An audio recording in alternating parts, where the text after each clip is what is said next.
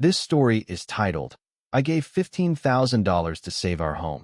My brother mocked me for it. Hi, everyone. Before we dive, a quick favor. If you enjoy content like this, please hit the subscribe button.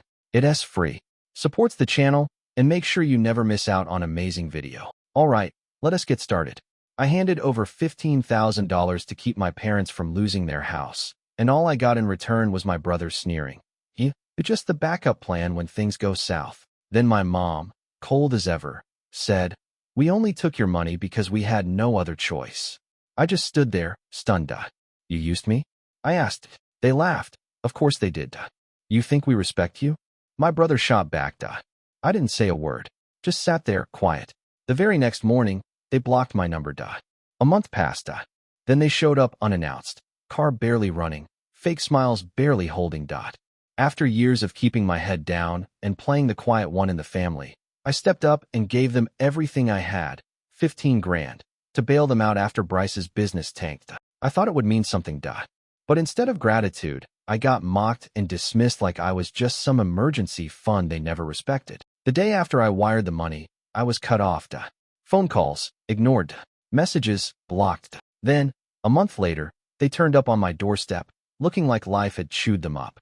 I opened the door, but I didn't open my heart. Bryce was already lounging on my couch, feet up, scrolling on his phone, and smirking. 15 grand, he said, like it was funny. Nice to have a backup plan when life kicks you in the teeth. I just stood there in the hallway, clutching the folded bank receipt like it might still mean something. That was my hard-earned money, the debt I'd just cleared to save their home. "You're just the dependable one, Corinne," my mom added, barely lifting her eyes from her tea. "We didn't have any other option. That's why we took it." The silence in the room pressed down like a heavy blanket. My heart was pounding. Then, out of nowhere, I asked what I never thought I'd need to. "You used me?" They both laughed, not a crack in my mom's expression. "Obviously," Bryce said with a smug grin. "Did you really think we respected you?" But it wasn't about pride or stubbornness anymore. It was about survival. And for the first time in my life, I started to understand the difference between the two. That year, spring showed up early in Pittsburgh. By mid-March, the ice had already melted off the sidewalks, and the robins came back before I even unpacked my lighter coats. But while the city thawed, something inside me stayed frozen, heavy and unmoving, like grief. But not just grief for what they did to me. It was also for everything I never got from them. It was Sonia, a kind coworker of mine, who gently nudged me toward therapy. One afternoon during lunch, she looked over with concern and said, "You've been quieter than usual. Not that you're super chatty, but this is different." She wasn't wrong. I told her a watered-down version of everything, just enough to make her eyes widen and her sandwich stop midair. "Jesus, Corinne, that's not normal." I tried to laugh it off. "It is for me," I said. Before we headed back to our shift, she slid a business card across the table. I stared at the therapist's name printed on it for the rest of the afternoon. A week later, I finally worked up the nerve to call, left a message, scheduled an appointment, and then, on a gray Tuesday, I found myself sitting in a quiet little office that smelled like peppermint tea and eucalyptus oil, telling 35 years' worth of tangled feelings to a woman named Mara. She didn't look away. She didn't flinch. She simply nodded as I talked about paying off my parents' mortgage. When I described how they laughed after using me, she let the silence linger.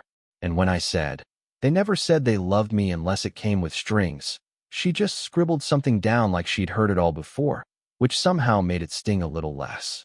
Week by week, I began unpacking pieces of my life I had never really acknowledged, like how my dad once looked me in the eye and said, "Nurses are just glorified maids," the day I got into nursing school, or how my mom skipped my college graduation, claiming she wasn't feeling well, or how Bryce had borrowed money from me for separate times and never paid me back, never even said thanks, or how Alina only ever called when she needed something and vanished the moment she got it.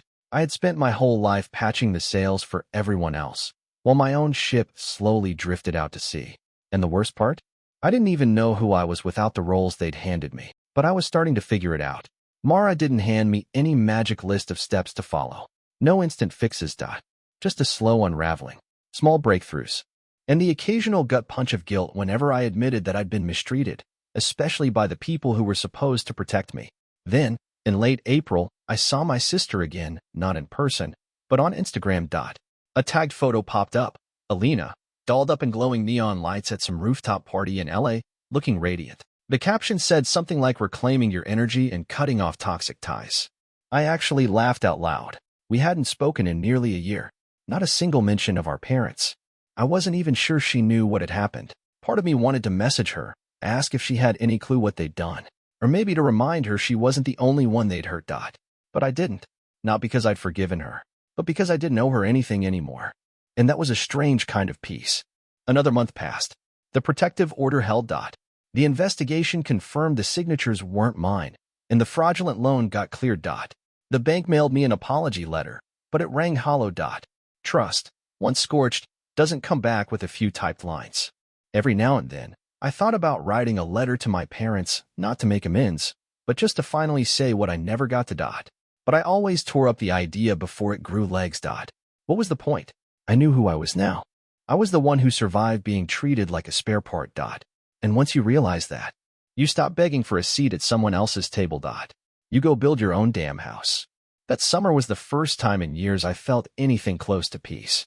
Not joy, not quite, but calm. The kind that settles in after a long, violent storm where even the silence feels suspicious.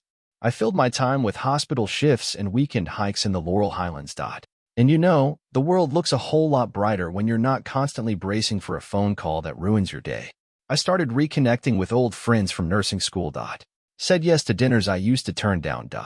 Made small upgrades around my apartment, painted the kitchen cabinets a soft sage green, finally replaced that flickering bathroom light, and even bought a tiny grill for solo Sunday dinners on the balcony. They were just little things, but they made the place feel like mine. Like I had finally claimed something in this world that no one else could steal or guilt me into giving up. Clementine, my ever-present sidekick, observed it all from the sidelines. She loved the new rug sunspots. She also loved crawling into freshly folded laundry, but that was a fight I had officially surrendered. One quiet Saturday in late June, my phone rang. The number wasn't saved in my contacts. It was local, but that didn't mean much these days. Robocalls were constant. Still, something about it made me hesitate. I let it go to voicemail. Half an hour later, standing in the kitchen with damp hands from rinsing blueberries, I hit play. Corinne, it's Caleb. From the church. Your dad's. Well, he had a fall. He asked me to call you. Caleb. I hadn't heard that name in ages. He was the groundskeeper at the church where my parents used to volunteer. Kind. Older. Always smelled faintly of coffee and motor oil. Why? I played the message again, slower this time. Your dad had a fall, the voicemail said. That was it. No details. No hospital name. Not even a number to call back. I glanced over at Clementine, who just blinked at me like she was waiting to see what I'd do next. I didn't return the call, not right away. I just sat with it, let it settle. For hours passed. I thought about my dad's laugh, back before things turned sour. I remembered him teaching me how to drive, his hand hovering near the emergency brake the whole time. I thought about those nights when I'd fall asleep in the car, and he'd carry me inside from the driveway. Then I thought about the forged signature. The silence after I asked if they'd use me. The blocked number. That night, I barely slept. The next morning, I called the hospital myself. They told me he was in for a broken hip and a mild concussion. I confirmed he was stable, but I didn't ask to speak to him. I didn't leave a message. I just needed to know. I didn't tell anyone I checked. It felt like some quiet form of rebellion caring, but from a distance. A few days later, another voicemail came in, this time from my mom. Her voice sounded different, not cold or sharp like I remembered. It was rougher, worn out. He wants to see you, she said. He keeps asking for you. I think he regrets some things. Then a long pause. You don't have to come, she added softly. I just thought you should know. She hung up without saying goodbye. I stared at my phone for a long while. Not because I was thinking of going, but because, for the first time, she wasn't demanding anything. She left the decision to me. That night, I sat out on my little balcony wrapped in a blanket, tea in hand, Clementine curled on my lap. Below, the street was quiet, just the occasional car rolling past.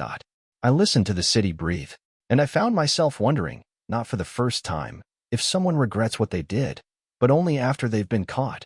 Does it even count? Was it regret? Or just loneliness? Or fear? I didn't have the answer. Still don't. But what I did know, what I finally understood, was this. I didn't owe anyone my presence just because they finally noticed its absence. So I didn't go. Not that day. Not the next. The days slipped by, quiet and easy. A week passed. Then two. The voicemail stopped. And the silence returned. But this time, it didn't scare me.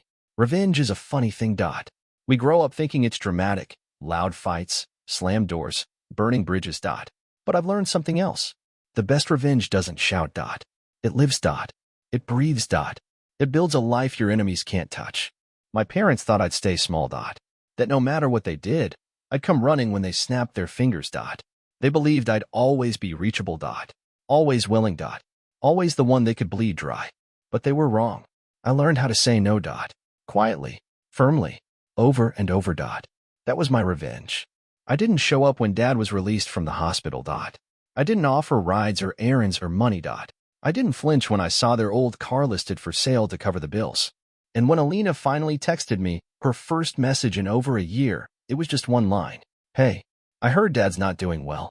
Maybe it's time to let bygones be bygones. No, how are you? No acknowledgement of what they'd done. No mention of the fraud. The blocked calls. The betrayal. She just wanted to hit reset like nothing had happened. I didn't respond. Instead, I smiled. Because that's when I knew it was over. I wasn't the backup plan anymore. I wasn't even on the list. It took nearly losing everything to understand something simple. Walking away isn't cruelty. Sometimes, it's survival. And after that, life got easier. That August, I got promoted at the hospital, nurse supervisor. Nothing flashy, but the raise was good. And I finally had my own little office with a window. I bought myself a new couch. Treated myself to a weekend trip to Asheville. I hiked, slept in, drank wine on a porch facing the Blue Ridge Mountains. I called no one. Gave no updates. I just lived. That fall, I joined a local book club. Met people who didn't know anything about my past. People who liked me simply because I was me, not for what I could do for them. And slowly, what used to feel like loneliness turned into solitude. Then into peace. The final thread snapped the following spring. A letter arrived from the family lawyer, the one my parents had used for years. It was short. My dad had transferred the last of their savings to Bryce, whatever scraps they hadn't already burned through. The letter simply stated I'd been removed from the will. No explanation. No apology. Just a legal way of saying, you're not one of us. I folded the letter shut and felt nothing. No sting. No anger. Because you can't lose what you never really had.